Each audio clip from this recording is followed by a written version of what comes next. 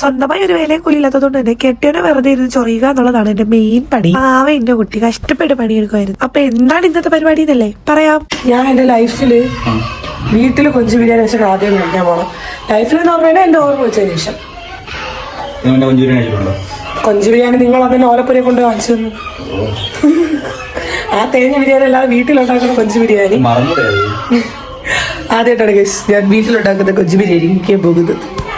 Middle class vibes. അപ്പൊ നിങ്ങൾ വിചാരിക്കും വെറും ഒരു കൊഞ്ച് ബിരിയാണി ഉണ്ടാക്കണതാണ് വലിയ കാര്യമാണ് ഗൈസ്. പോത്ത് പോലെ വളർന്ന് 27 വയസ്സായ എനിക്ക് ഞാൻ ആദ്യമായിട്ടാണ് എന്റെ വീട്ടിനകത്ത് കൊഞ്ച് ബിരിയാണി വെക്കണത്. ഏത് ഫംഗ്ഷൻ ഉണ്ടെങ്കിലും ചിക്കൻ ഓർ ബീഫ് അത്രേ ഉണ്ടാവാറുള്ളൂ. ആ വായി വെച്ച് പിണ്ടായിരിക്കില്ല എന്നെ കെട്ടിയോട് അറിയുന്നത് കൊണ്ട് തന്നെ കുറച്ച് മാങ്ങ കട്ട് ചെയ്ത് കല്ലുപോടി തന്നെ അറ്റത്തിരുത്തിയിരിക്കുമായിരുന്നു ഗൈസ്. എന്നാലും ഞാനേതാ മുതല് എന്റെ കുളിസത്തെ പരിപാടികൾ ഞാൻ തുടർന്ന് കൊണ്ടേയിരിക്കും. ആർക്കും എന്നെ തടുക്കാനാവില്ല. ഈ വീഡിയോ ശരിക്കും ഞാൻ ഇപ്പോൾ എടുത്തല്ല കേട്ടോ. എന്റെ കെട്ടിയോരുണ്ടായിരുന്ന ടൈമിൽ എടുത്തതാണ്. പുള്ളി പോയതിനു ശേഷമാണ് എനിക്ക് എഡിറ്റ് ചെയ്യാനുള്ള ടൈം കിട്ടിയിട്ടുണ്ടായിരുന്നത്. മര്യാദയ്ക്ക് നേരെ ഒരു ചായ പോലും ഇവിടെ അറിഞ്ഞാത്ത എനിക്ക് കിട്ടിയൊരു ഭാഗ്യമാണ് പാചകം അറിയുന്ന കെട്ടിയോരെന്ന് ഞാൻ പറയും.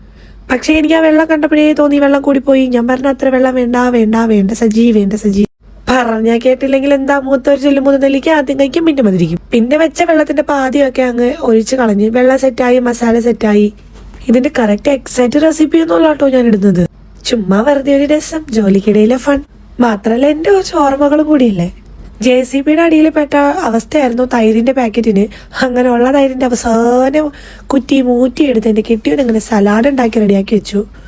ഒന്നും അറിയില്ലെങ്കിൽ ഇടയ്ക്കെങ്കിലും ഇങ്ങനെ നമുക്ക് പാത്രം പോയി ഇളക്കി കൊടുക്കുന്നതിൽ തെറ്റില്ല ഗൈസ്. വലിയ പണികളൊന്നും ഏറ്റെടുക്കാതെ നമുക്ക് ചെറിയ നിസ്സാരമായ കരിക്കലും ഒരിക്കലും മാത്രം ചെയ്തൊരു സൈഡിലോട്ട് മാറിയിരിക്കാം ഗൈസ്. പക്ഷെ ഞാൻ ഭരിച്ച കരിക്കും എന്ന് പറഞ്ഞ് തിരിച്ചെന്റെ കയ്യിൽ നിന്ന് ആയുധം വാങ്ങി കെട്ടിയോൻ തന്നെ ഒറ്റയ്ക്ക് ചെയ്യുമായിരുന്നു ഗൈസ്. ഞാൻ കരിച്ചൊരു ഉള്ളിന്റെ കഷ്ണം ഇനി സെറ്റായിരിക്കുന്ന മസാലയിലോട്ട് നമുക്ക് അരി എടുക്കുക എന്നുള്ളതാണ് അടുത്ത ധർമ്മം. പിന്നെ കുറച്ച് അലങ്കോല പണികളായിട്ട് നമുക്ക് ആ ദം അങ്ങോട്ട് അടച്ചു വെക്കാം. ഒരു 3/4 മണിക്കൂർ കഴിഞ്ഞ് ആ ദമ്മ് പൊട്ടിച്ചെടുത്തെന്റെ മക്കളെ. ഇത്രയും സൗദമുള്ള ബിരിയാണിയാണെന്ന് ഞാൻ എൻ്റെ ലൈഫിൽ കഴിച്ചിട്ടുള്ള 2ാമത്തെ കൊഞ്ച് ബിരിയാണിയാണ്. അടപ്പട്ടെല്ലാം തേഞ്ഞതായിരുന്നു. ഇത് ഒരു രക്ഷയില്ല, പൊളി സാധനം, ഫ്രഷ് ആയിട്ടുള്ള കൊഞ്ച്. അപ്പൊ ഇനി ഇതുപോലെ ഒരു ബിരിയാണി കഴിക്കണമെങ്കിൽ ഞാൻ 1 കൊല്ലം കാത്തിരിക്കണം. പക്ഷെ സബ്സ്ക്രൈബ് ചെയ്യാൻ നിങ്ങൾ കാത്തിരിക്കരുത് കേട്ടോ.